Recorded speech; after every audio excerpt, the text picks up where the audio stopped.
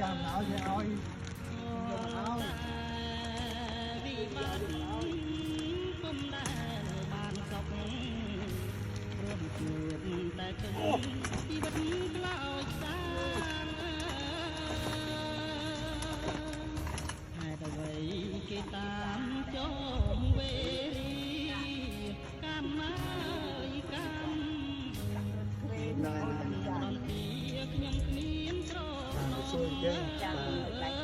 លោកយាយសុំឈ្មោះម្ដងទៀតលោកយាយឈ្មោះដែរខ្ញុំឈ្មោះគេ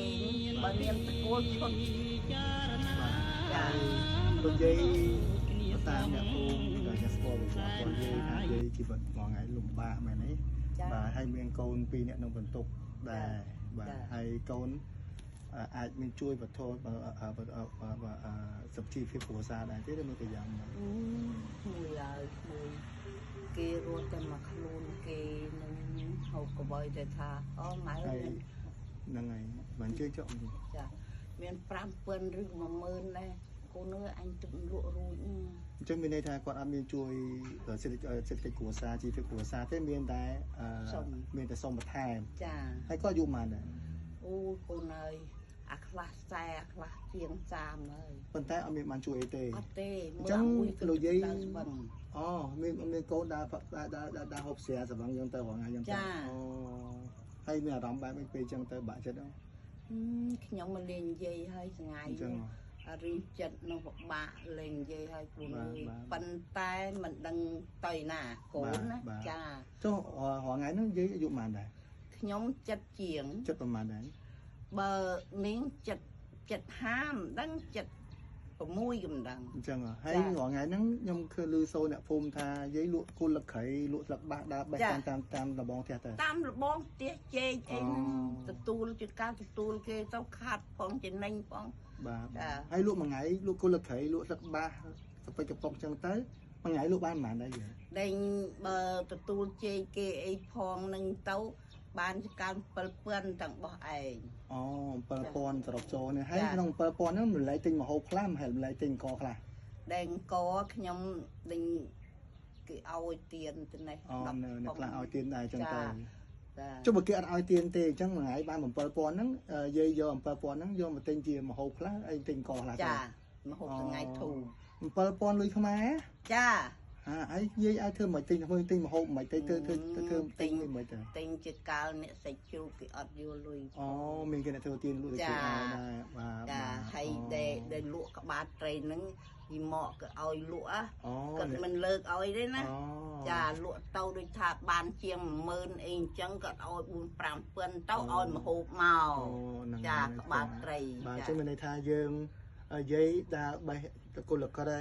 បេះជីបេះអីខ្លួនឯងបេះស្លាប់បាសខ្លួនឯងលក់ហើយមានគេជួយធ្វើទៀនអីដែរឲ្យយើងដែរចា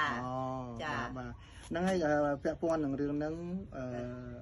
ម្ចាស់ទៀនដែលគាត់នៅសហរដ្ឋអាមេរិកបាទគាត់នៅរដ្ឋអាឡែនសហរដ្ឋអាមេរិកហ្នឹងគាត់ជួយនិយាយតាមរយៈខ្ញុំបាទអង្គបាទខ្ញុំទិញជាងចេះឲ្យយាយបានចំនួនគីឡូច្រើនជាងទិញជាបាយ50គីឡូនេះគឺបាទនេះគឺ60គីឡូហើយខ្ញុំទិញជាស្រូវ100គីឡូស្រូវណាបាទហើយអញ្ចឹងកហ្នឹងក៏ជួយបន្ថយជីវភាពរបស់យាយបានច្រើនអញ្ចឹងលោកយាយលក់គល់លឹកក្រៃលក់ស្អីផ្សេងហ្នឹងយើងអាចបានជាលុយសុតមកទុកទិញថ្នាំព្យាបាលខ្លួនបានបាទក្នុងហ្នឹងដែរមានថ្នាំប៉ារ៉ាពីប្រទេសថ្នាំក្រៅខ្លួនណាយាយបាទហើយទឹកត្រីមួយយួរទឹកស្អ៊ីមួយយួរបាទហើយខ្លាញ់ប្រេងឆាបាទហ្នឹងខ្ទឹមសប៊ីចេងស្ករហ្នឹងហើយអានេះគឺសូឡាបាទដែលយាយសពសុំពីមុនមកណាបាទសុំពីមុនមកអានេះគឺសេរីថ្មីគូនិយាយហើយនិយាយអាចពឹងឲ្យគេជួយដាក់វ៉ាន់នេះសូឡានេះណាបាទហ្នឹងហើយក្នុងហ្នឹងដែរនេះថាហេតុការដែលគាត់ឲ្យទិញហ្នឹងគឺនៅសល់ចំនួនតិចតួចទៀតអញ្ចឹងខ្ញុំជូនលោកយាយភាសា40000រៀលអូសាធុខ្ញុំជូនថវិកាសរុបទៅរួមទាំងអស់ហ្នឹងណាបាទគាត់ជូនមក$50តែខ្ញុំទិញទាំងអស់ហ្នឹងទៅក៏នៅសល់40000រៀលអញ្ចឹងខ្ញុំជូននិយាយទុកធ្វើដើមទុនលក់តិចតួចចាទិញថ្នាំទិញអីលេខកំពុងថ្ងៃអត់បានទៅទេសល់លេងហ្នឹងហើយថ្ងៃមុននោះថ្ងៃមុន4-10 ដល់ថ្ងៃនេះលេងចុងមួយម្ដង ឈាមហ៎ ចាឥឡូវ ហ្នឹងហើយអញ្ចឹងឥឡូវក្នុងនឹងដែរអានេះអំណោយបងស្រីរស់នៅសហរដ្ឋអាមេរិកតែគាត់ជួយនិយាយតែលោកយាយមានអារម្មណ៍បែបម៉េចហើយលោកយាយមានអ្វីចង់អរគុណគាត់ដែរទេក្នុងការដែលគាត់ធ្វើទាននេះទាំងអស់តែអញ្ចឹងលោកយាយបានទទួលគ្រប់ចំនួនអស់ហើយណា ចា បាទអញ្ចឹងយាយជួយមានប្រសាសន៍ទៅអរគុណគាត់មួយខ្លះនិយាយទៅ ខ្ញុំសូមអរគុណដែលបងដែលនៅ ក្មួយស្រី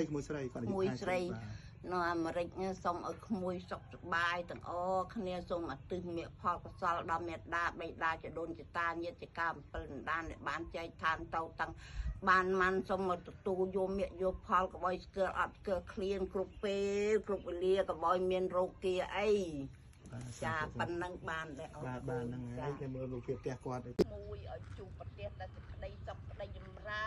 ន សាធុ កន្លែងណាក៏ដោយសូមតែសុខ សាធុខ្ញុំចេញមកដល់ក្រៅហើយគាត់នៅតែជូនពរនេះរូបភាពផ្ទះរបស់គាត់គល់លក្ខីដែលគាត់បេះលក់ជាប្រចាំថ្ងៃជីវភាពរបស់គាត់លឹក7លឹកអីដែលគាត់បេះលក់ចាអរគុណបាទសាធុហ្នឹងហើយលោកយាយយកប្រើប្រាស់ចុះលោកយាយហ្នឹងហើយហើយបច្ច័យហ្នឹងគឺទុកទិញថ្នាំចុះលោកយាយចាបាទនេះមុខផ្ទះគាត់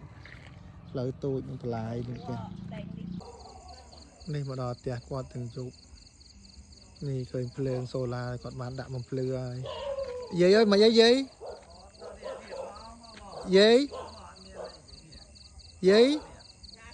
ភ្លឺយាយភ្លឺហ៎